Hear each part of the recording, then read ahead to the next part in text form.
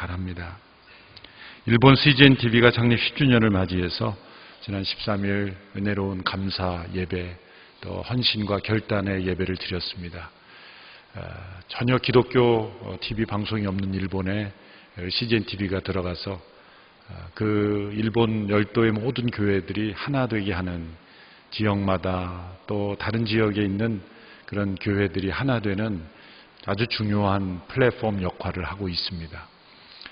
교회 연합뿐만이 아니라 어떤 교회는 그 교회 지나가는 길목에 CGN-TV를 벽 밖으로 이렇게 TV를 설치를 해서 지나가는 사람들이 볼 수 있도록 해놨는데 어느 노숙인이 와서 보고 있는, 그런데 술을 마시며 보고 있다는 거죠.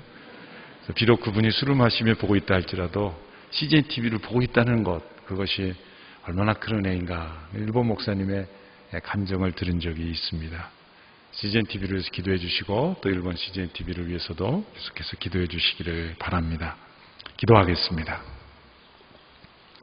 하나님 아버지, 오늘도 시간과 장소, 우리의 마음을 구별하여 하나님 앞에 예배 드립니다.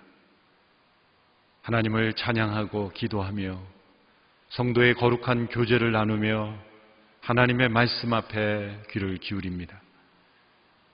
주의 말씀이 우리의 생명의 양식이 되며 우리의 삶에 나아갈 길을 보여주는 우리의 길의 빛이 되며 등대가 될 줄로 믿습니다. 우리 모두에게, 우리 각자에게 말씀하시는 주의 음성을 듣게 하여 주시옵소서. 예수님의 이름으로 기도하옵나이다. 아멘. 오늘 설교 제목이 담겨있는 12절 말씀은 많은 논쟁이 이루어지는 말씀입니다. 여러분의 구원을 이루십시오 라는 이 말씀은 구원이 마치 우리 자신의 노력 여하에 달려있는 듯한 명령형으로 주어져 있기 때문입니다. 오직 하나님의 은혜로, 오직 그리스도의 공로로 값없이 선물로 구원받는다는 여러 말씀들과 서로 상충되는 것처럼 느껴질 수 있습니다. 그러나 이 말씀은 이미 그리스도인이 된 사람들, 은혜로 구원받은 성도들에게 주시는 권면입니다. 은혜의 복음으로 구원 얻어 하나님의 사랑 가운데 기쁨으로 살아가고 있는 빌립보 성도들, 그 성도들에게 주시는 권면이죠. 그러므로 구원이라는 목표에 도달하기 위해서 노력하라는 말씀이 아니라 이미 구원받았으니 구원받은 자로서 계속해서 앞으로 전진하라라는 권면의 말씀인 것입니다. 영어 표현에는 work out your salvation 이라고 되어 있습니다.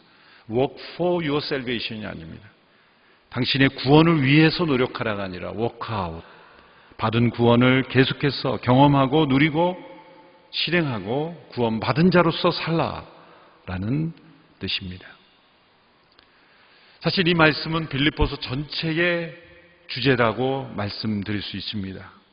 이러한 권면은 12절에서 처음으로 주시는 것이 아니라 이와 동일한 의미의 권면을 1장부터 계속 반복해서 이미 주어져 오고 있었습니다. 1장 27절의 말씀을 보시면 여러분은 그리스도의 복음에 합당한 생활을 하십시오. 그리스도의 복음에 합당한 생활을 하십시오.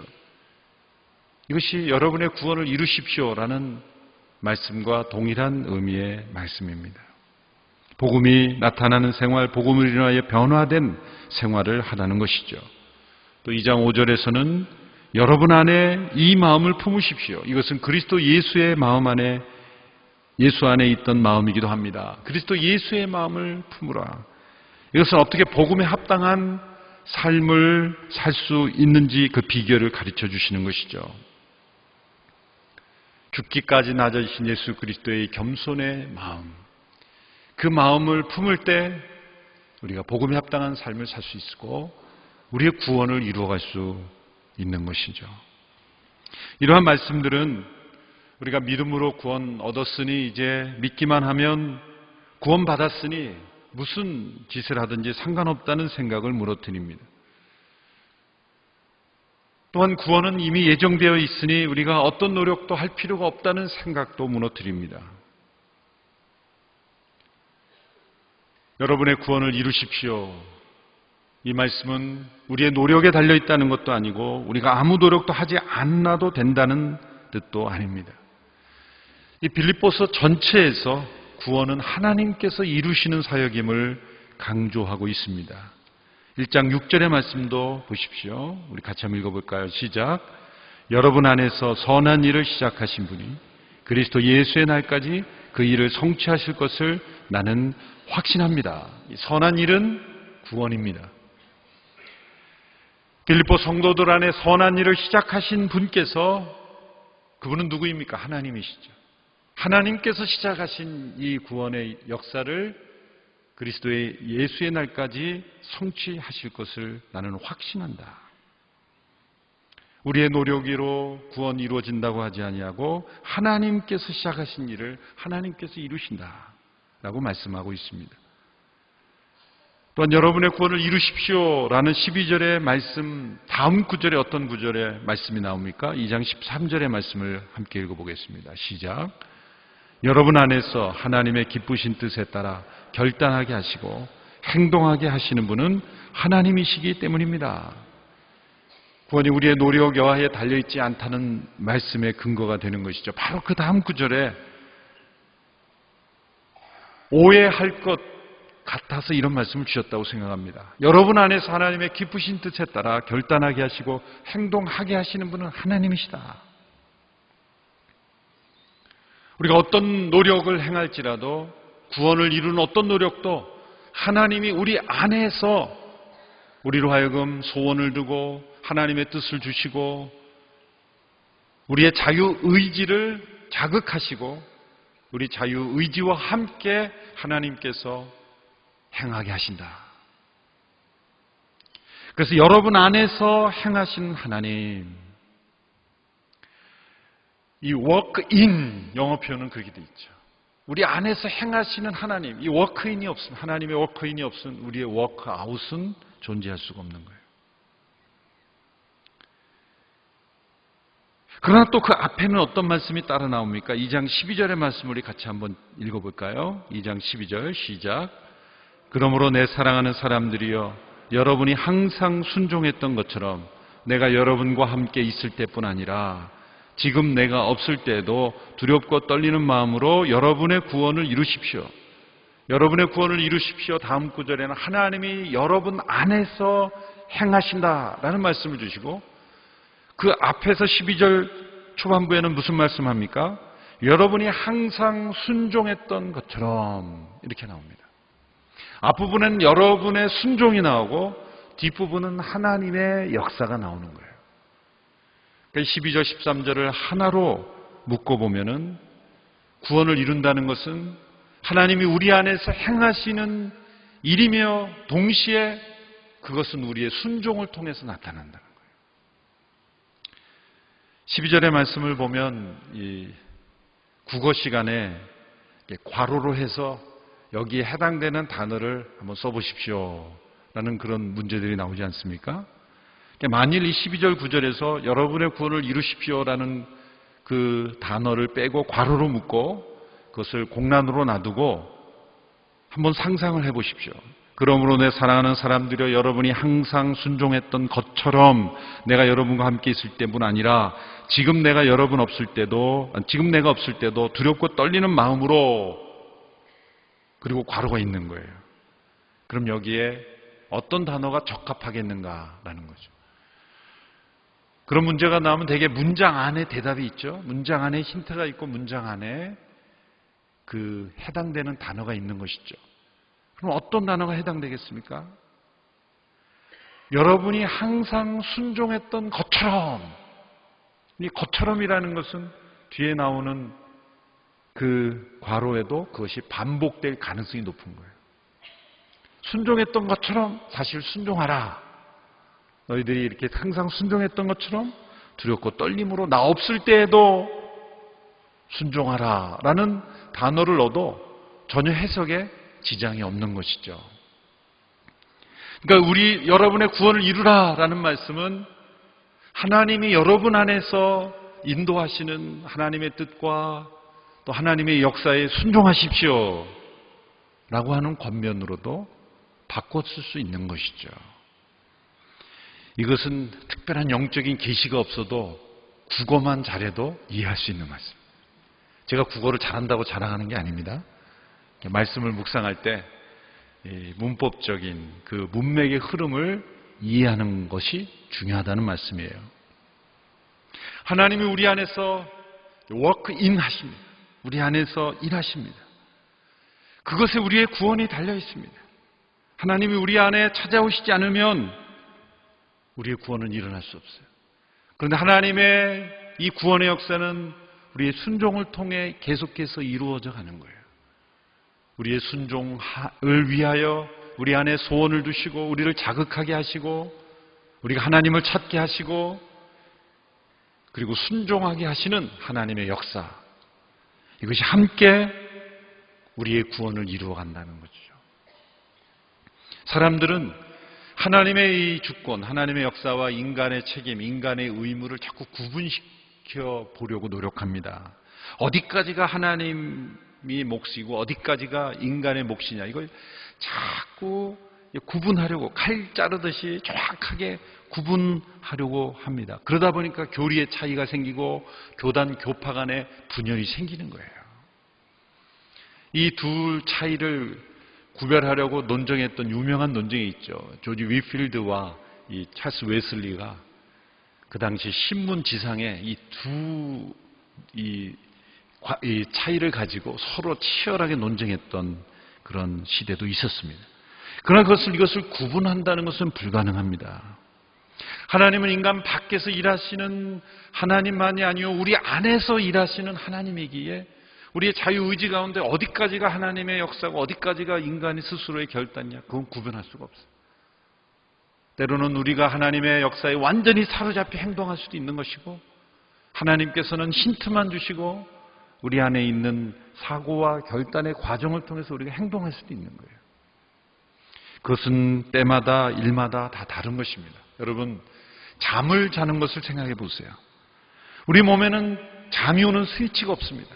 전기 전원을 끄듯이 딱 끄면은 딱 쓰러져서 자면 얼마나 좋겠습니까? 그런 스위치는 없어요. 불면증을 치료한다고 약을 먹는데 딱 먹으면 팍 쓰러진 거, 그거 독약입니다. 그런 약은 위험한 약이에요. 수면을 도울 뿐이죠.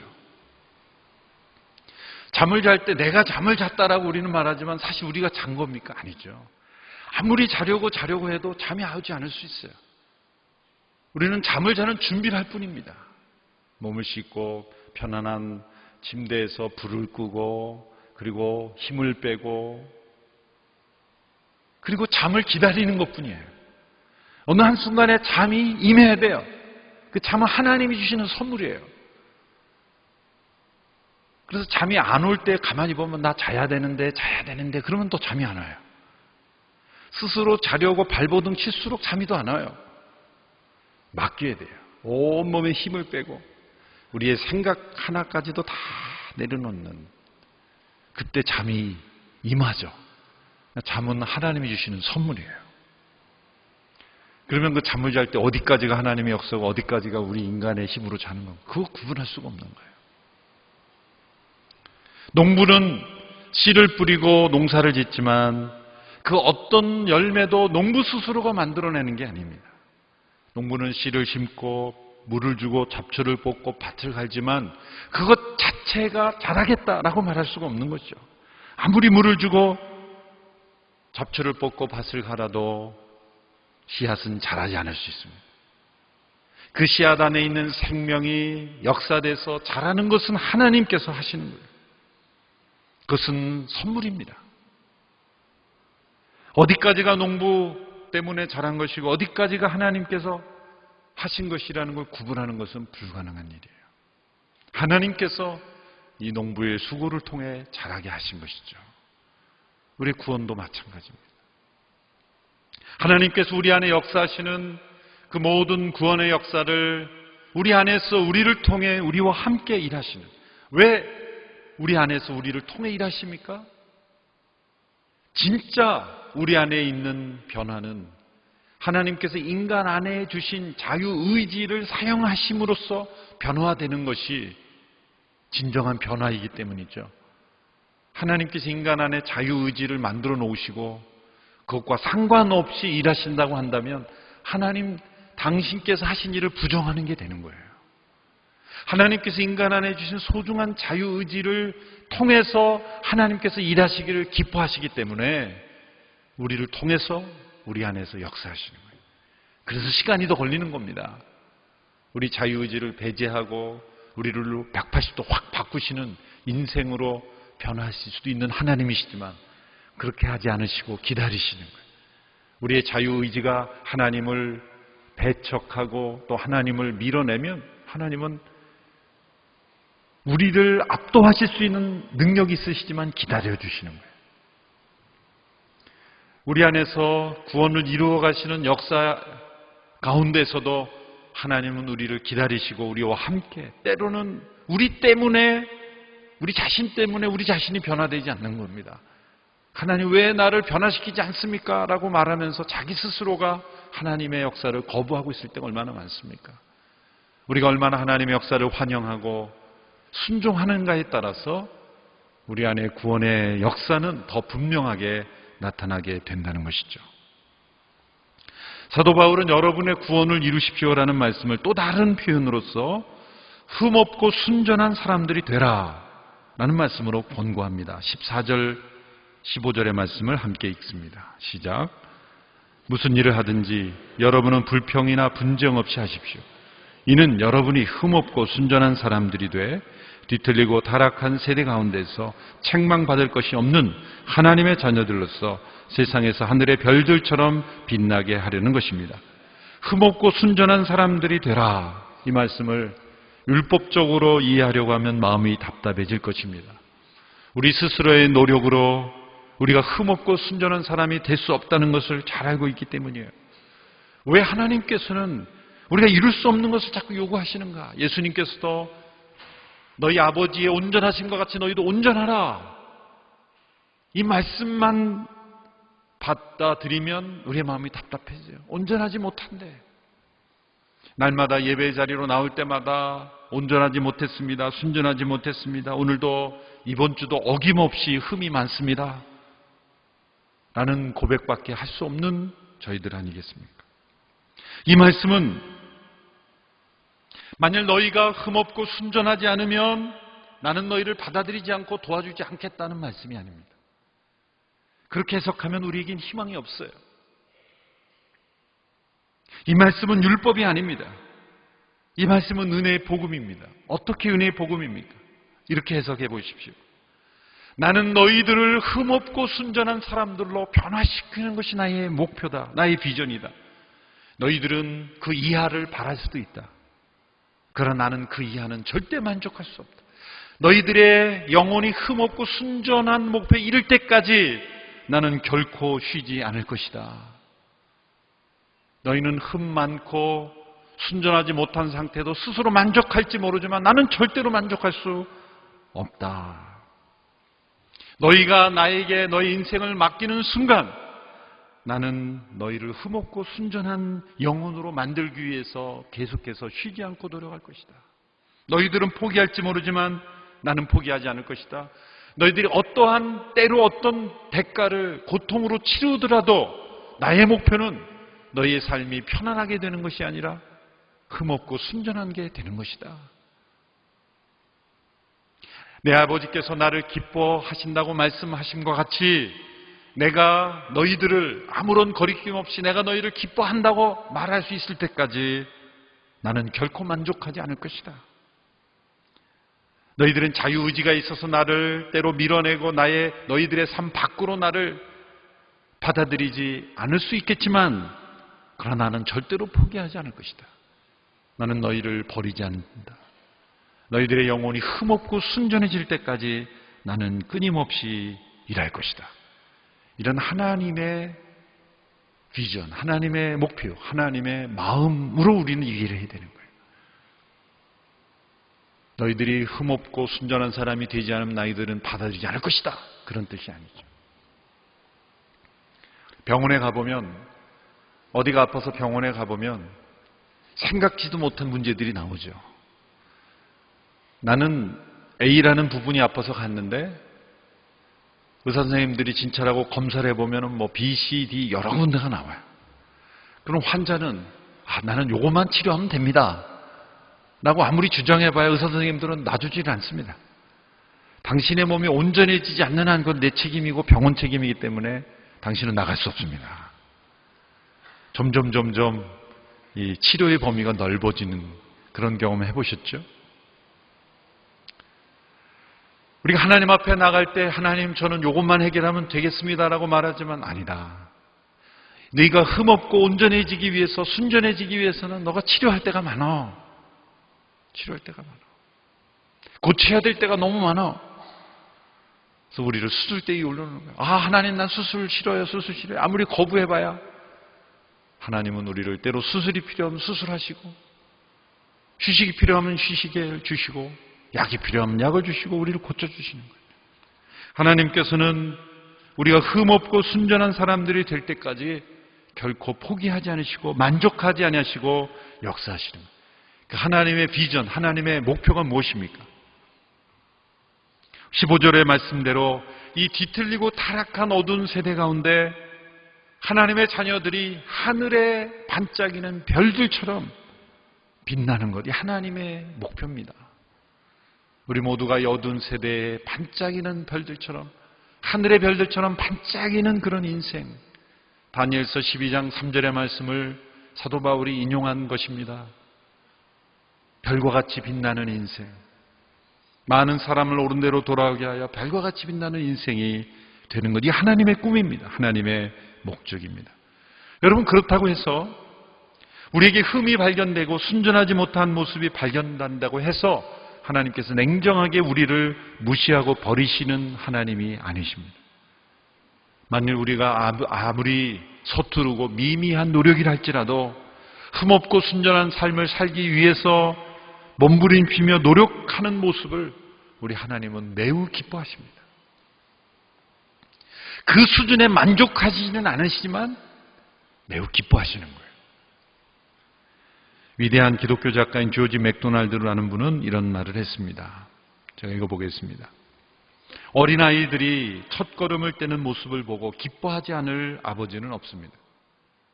그러나 다 자랐는데도 씩씩하고 남자답게 성큼성큼 걷지 못하는 모습을 보고 만족할 아버지 또한 없습니다. 하나님을 기쁘게 하기는 쉽지만 만족시키는 것은 어렵습니다. 이 차이를 우리가 구별할 수 있어야 합니다. 하나님은 우리가 흠 많고 연약한 가운데 있는 것을 절대로 만족하지 않습니다. 하나님의 비전은 우리가 흠없고 순전한 사람들이 하늘의 별처럼 빛날 때까지 하나님 만족하지 않으시고 계속 일하신다. 그러나 우리가 한 걸음 한 걸음 내딛는 우리의 노력, 우리의 구원을 이루기 위해서 워크아웃하는 것, 그것은 때로 쓰러지고 넘어지도 하나님은 그래 잘한다, 기쁘다, 잘하고 있다, 열심히 노력해라, 그렇게 우리를 격려해 주시고 우리의 손을 잡아주시는 하나님이시라는 것입니다. 그래서 우리가 해야 할 일을 꾸준히 계속하는 것입니다. 한 걸음 한 걸음, 어린아이가 걸음을 배우듯이 때로 넘어지고 쓰러져도 다시 일어나야 하는 것처럼 우리 안에 일하시는 하나님의 목표를 바라보고 꾸준히 순종해야 하는 것입니다. 그래서 2장 16절의 말씀에 이런 권면을 주셨습니다. 2장 16절 같이 읽습니다. 시작. 생명의 말씀을 꼭 붙들어 그리스도의 날에 내게 자랑이 되게 하십시오. 이는 내가 헛되게 다름질하거나 헛되게 수고한 것이 아니기 때문입니다. 생명의 말씀을 꼭 붙들라. 여러분의 구원을 이루십시오라고 말했습니다. 흠없고 순전한 사람들이 되라고 말씀했습니다. 우리가 적용해야 될 노력 중에 하나, 이 생명의 말씀을 꼭 붙들라. 이 말씀 속에 하나님의 역사가 나타나고, 이 말씀 앞에 엎드릴 때 하나님의 능력이 나타나고, 이 말씀 앞에 순종할 때 우리의 삶이 흠없고 순전한 삶으로 변화되어 가기 때문입니다. 여러분, 말씀을 꼭 붙잡으면 어떤 일이 일어납니까? 생명의 말씀을 꼭 붙잡았다라고 말할 수 있는 그런 삶의 모습이 어떤 모습일까요? 그것은 뒤집어 설명하면 됩니다. 그 생명의 말씀에 꼭 붙들린 사람이 되는 거예요. 여러분, 우리가 말씀을 붙잡았다는 것은 내가 말씀에 붙잡힌 인생이 되는 거예요. 말씀을 구구절절히 암송을 잘하고 성경 내용을 통째로 잘 설명할 수 있는 능력이 된 것이 말씀을 꼭 붙잡은 것은 아닙니다. 그래서 말씀을 붙잡았다는 것은 온전한 순종으로 말씀에 사로잡힌, 말씀에 매여 있는, 말씀이 통치하는, 말씀에 의하여 살아가는 인생이 된다는 거예요. 여러분, 성경 공부 타이틀 가운데 아주 교만한 제목들이 있어요. 말씀을 관통하는 공부다, 이런 제목으로 해놓으면 굉장히 교만한 거예요. 역사 이래로 하나님의 말씀을 관통하는 사람은 아무도 없어요. 말씀이 우리를 관통해야지 어떻게 우리가 말씀을 관통하겠어요? 말씀은 지식이 아니죠. 정보가 아닙니다. 세상의 지식은 관통할 수 있는 지식이 있어도 하나님의 말씀은 우리의 지식으로 관통할 수 있는 지식이 아니에요. 하나님의 생명 말씀을 붙잡았다는 게 말씀을 내 지식으로 관통하는 게 아니에요. 하나님의 말씀이 내 인생을 뚫고 지나가야죠. 말씀을, 성경을 꿰뚫는 그런 공부다, 이거 굉장히 교만한 거예요. 그런 용어로 쓰면 안 돼요. 말씀이 우리를 꿰뚫어야죠. 말씀이 우리를 붙잡아야죠. 왜 생명의 말씀을 붙들라고 하셨습니까? 하나님께서 우리의 삶 속 역사하실 때는 우리의 자유의지를 통하여, 우리의 자유의지를 통하여, 우리의 순종을 통하여, 그 말씀 앞에 반응하는 우리의 순종을 통하여 역사하셔야 우리가 흠없고 순전한 삶까지 나아갈 수 있기 때문이에요. 반드시 필요한 과정이죠.